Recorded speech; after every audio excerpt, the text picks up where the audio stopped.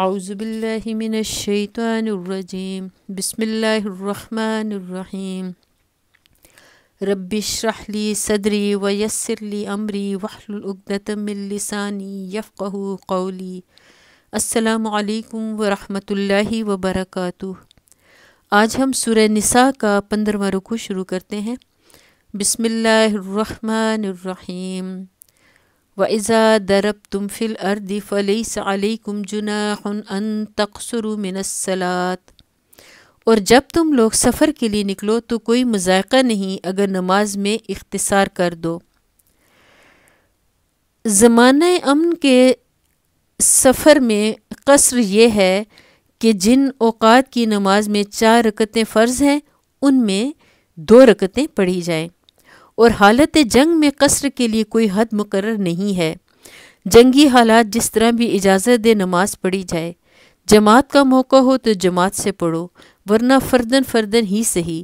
قبلہ رخ نہ ہو سکتے ہو تو جدھر بھی رخ ہو، سواری پر بیٹھے ہوئے اور چلتے ہوئے بھی پڑھ سکتے ہو۔ رکوع و سجدہ ممکن نہ ہو تو اشارے ہی سے صحیح۔ ضرورت پڑے تو نماز ہی کی حالت میں چل بھی سکتے ہو۔ کپڑوں کو خون لگا ہوا ہو تب بھی مضائقہ نہیں۔ ان سب آسانی کے باوجود اگر ایسی پرخطر حالت ہو کہ کسی طرح نماز نہ پڑھی جا سکے تو مجبوراً مؤخر کی جائے، جیسے جنگ خندق کے موقع پر ہوا۔ یعنی نماز کسی حالت میں بھی نہیں ترک کرنی چاہیے، حتیٰ کہ جنگ کی حالت میں بھی اللہ تعالیٰ نے نماز کی فرضیت کی اہمیت کا ہمیں بتایا ہے۔ تو ہمیں چاہیے کہ ہم اپنی نمازوں کی حفاظت کریں اور 5 وقت کی نماز جو ہے وہ وقت پر اور خشوع اور خضوع سے پڑھنے کا اہتمام کریں۔ پھر اس امر میں اختلاف ہے کہ سفر میں فرض پڑھے جائیں یا سنتیں بھی۔ نبی صلی اللہ علیہ وآلہ وسلم کے عمل سے جو کچھ ثابت ہے وہ یہ ہے کہ آپ صلی اللہ علیہ وآلہ وسلم سفر میں فجر کی سنتوں اور عشاء کے وتر کا تو التزام فرماتے تھے، مگر باقی اوقات میں صرف فرض پڑھتے تھے۔ سنتیں پڑھنے کا التزام آپ صلی اللہ علیہ وآلہ وسلم سے ثابت نہیں ہے، البتہ نفل نمازوں کا جب موقع ملتا تھا پڑھ لیا کرتے تھے، حتیٰ کہ سواری پر بیٹھے ہوئے بھی پڑھتے رہتے تھے۔ اسی بنا پر حضرت عبداللہ بن عمر نے لوگوں کو سفر میں فجر کے سوا دوسرے اوقات کی سنتیں پڑھنے سے منع کیا ہے، مگر اکثر علماء ترک اور فعل دونوں کو جائز قرار دیتے ہیں اور اسے بندے کے اختیار پر چھوڑ دیتے ہیں۔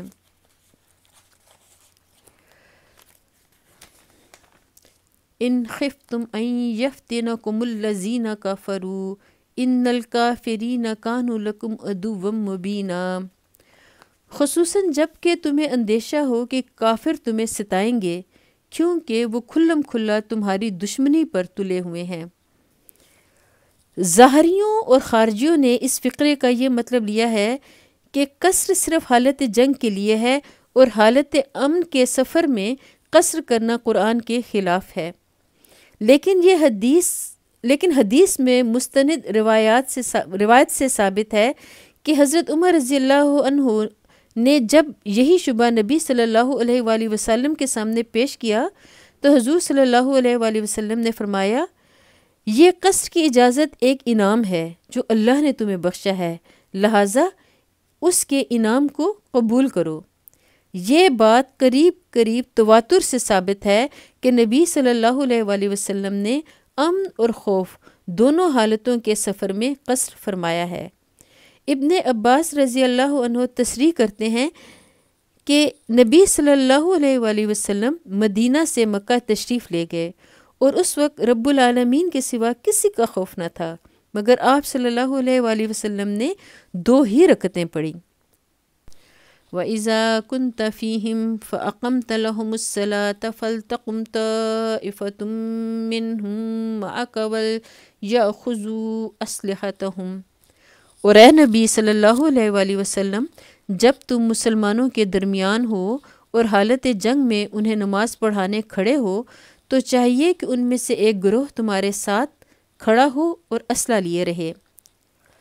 امام ابو یوسف رحمۃ اللہ علیہ اور حسن بن زیاد رحمۃ اللہ علیہ نے ان الفاظ سے یہ گمان کیا ہے کہ صلاۃ خوف صرف نبی صلی اللہ علیہ وآلہ وسلم کے زمانے کے لیے مخصوص تھی، لیکن قرآن میں اس کی مثالیں بکثرت موجود ہیں کہ نبی صلی اللہ علیہ وآلہ وسلم کو مخاطب کر کے ایک حکم دیا گیا ہے، اور وہی حکم آپ صلی اللہ علیہ وآلہ وسلم کے بعد آپ صلی اللہ علیہ وآلہ وسلم کے جانشینوں کے لیے بھی ہے۔ اس لیے صلاۃ خوف کو حضرت صلی اللہ علیہ وآلہ وسلم کے ساتھ مخصوص کرنے کی کوئی وجہ نہیں۔ پھر بکثرت جلیل القدر صحابہ سے ثابت ہے کہ انہوں نے حضور صلی اللہ علیہ وآلہ وسلم کے بعد بھی صلاۃ خوف پڑھی ہے، اور اس باب میں کسی صحابی کا اختلاف مروی نہیں ہے۔ پھر اللہ تعالیٰ فرماتے ہیں تو چاہیے کہ ان میں سے ایک گروہ تمہارے ساتھ کھڑا ہو اور اسلحہ لیے رہے۔ صلاۃ خوف کا یہ حکم اس صورت کے لیے ہے جب کہ دشمن کے حملے کا خطرہ تو ہو مگر عملاً مارکہ قتال گرم نہ ہو۔ رہی یہ صورت کہ عملاً جنگ ہو رہی ہو تو اس صورت میں حنفیہ کے نزدیک نماز مؤخر کر دی جائے گی۔ امام مالک رحمۃ اللہ علیہ اور امام ثوری رحمۃ اللہ علیہ کے نزدیک اگر رکوع و سجود ممکن نہ ہو تو اشاروں سے پڑھ لی جائے۔ نبی صلی اللہ علیہ وآلہ وسلم کے فعل سے ثابت ہے کہ آپ صلی اللہ علیہ وآلہ وسلم نے غزوہ خندق کے موقع پر 4 نمازیں نہیں پڑھیں اور پھر موقع پا کر علی الترتیب انہیں ادا کیا، حالانکہ غزوہ خندق سے پہلے صلاۃ خوف کا حکم آ چکا تھا۔ فَإِذَا سَجَدُوا فَلْيَكُونُوا مِنْ وَرَائِكُمْ وَلْتَأْتِ طَائِفَةٌ أُخْرَى لَمْ يُصَلُّوا فَلْيُصَلُّوا مَعَكَ وَلْيَأْخُذُوا خِذْرَهُمْ وَأَسْلِحَتَهُمْ۔ پھر جب وہ سجدہ کر لے تو پیچھے چلا جائے، اور دوسرا گروہ جس نے ابھی نماز نہیں پڑھی ہے آ کر تمہارے ساتھ پڑھے، اور وہ بھی چکنا رہے اور اپنے ساتھ اسلحہ لیے رہے۔ صلاۃ خوف کی ترکیب کا انحصار بڑی حد تک جنگی حالات پر ہے۔ نبی صلی اللہ علیہ وآلہ وسلم نے مختلف حالات میں مختلف طریقوں سے نماز پڑھائی ہے، اور امام وقت مجاز ہے کہ ان طریقوں میں سے جس طریقے کی اجازت جنگی صورتحال دے اسی کو اختیار کرے۔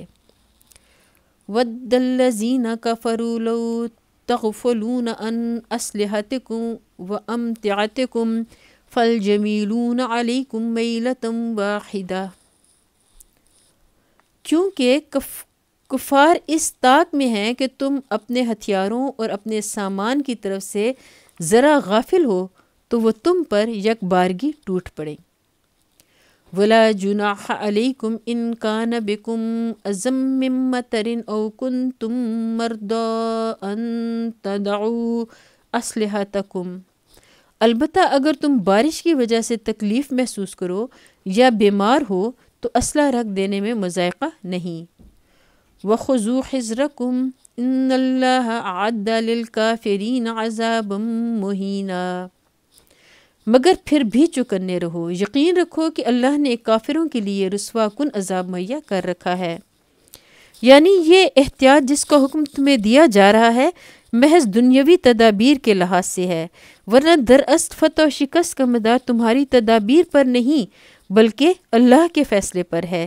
اس لیے ان احتیاطی تدبیروں پر عمل کرتے ہوئے تمہیں اس امر کا یقین رکھنا چاہیے کہ جو لوگ اللہ کے نور کو اپنی پھونکوں سے بجھانے کی کوشش کر رہے ہیں اللہ انہیں رسوا کرے گا۔ فَإِذَا قَضَيْتُمُ الصَّلَاةَ فَاذْكُرُوا اللَّهَ قِيَامًا وَقُعُودًا وَعَلَىٰ جُنُوبِكُمْ۔ پھر جب نماز سے فارغ ہو جاؤ تو کھڑے اور بیٹھے اور لیٹے ہر حال میں اللہ کو یاد کرتے رہو۔ فَإِذَا اطْمَأْنَنْتُمْ فَأَقِيمُوا الصَّلَاةَ إِنَّ الصَّلَاةَ كَانَتْ عَلَى الْمُؤْمِنِينَ كِتَابًا مَّوْقُوتًا۔ اور جب اطمینان نصیب ہو جائے تو پوری نماز پڑھو۔ نماز در حقیقت ایسا فرض ہے جو پابندی وقت کے ساتھ اہل ایمان پر لازم کیا گیا ہے۔ وَلَا تَهِنُوا فِي ابْتِغَاءِ الْقَوْمِ۔ اس گروہ کے تعاقب میں کمزوری نہ دکھاؤ، یعنی گروہ کفار جو اس وقت اسلام کی دعوت اور نظام اسلامی کے قیام کی راہ میں مانع و مزاحم بن کر کھڑا ہوا تھا۔ ان تکونوا تعلمون فإنهم يعلمون كما تعلمون وترجون من اللہ ما لا یرجون وکان اللہ علیما حکیما۔ اگر تم تکلیف اٹھا رہے ہو تو تمہاری طرح وہ بھی تکلیف اٹھا رہے ہیں، اور تم اللہ سے اس چیز کی اور تم اللہ سے اس چیز کے امیدوار ہو جس کے وہ امیدوار نہیں ہیں۔ اللہ سب کچھ جانتا ہے اور وہ حکیم و دانا ہے۔ یعنی تعجب کا مقام ہے کہ اگر اہل ایمان حق کی خاطر اتنی تکلیفیں بھی برداشت نہ کریں جتنی کفار باطل کی خاطر برداشت کر رہے ہیں، حالانکہ ان کے سامنے صرف دنیا اور اس کے ناپائیدار فائدے ہیں، اور اس کے برعکس اہل ایمان رب السماوات والارض کی خوشنودی و تقرب اور اس کے ابدی انعامات کے امیدوار ہیں۔ یہاں ہمارا 15واں رکوع مکمل ہوتا ہے۔ اللہ تعالیٰ ہمیں قرآن مجید پڑھنے کی، سمجھنے کی اور اس پر عمل کرنے کی توفیق عطا فرمائے۔ اللہ تعالیٰ ہمیں نماز پابندی وقت کے ساتھ خشوع اور خضوع کے ساتھ پڑھنے کی توفیق عطا فرمائے، ہمارے گناہوں کو معاف فرمائے۔ اور قرآن مجید پڑھتے ہوئے مجھ سے غلطی ہو گئی ہو تو اللہ تعالیٰ مجھے معاف فرمائے، آمین۔ وآخر دعوانا ان الحمد للہ رب العالمین۔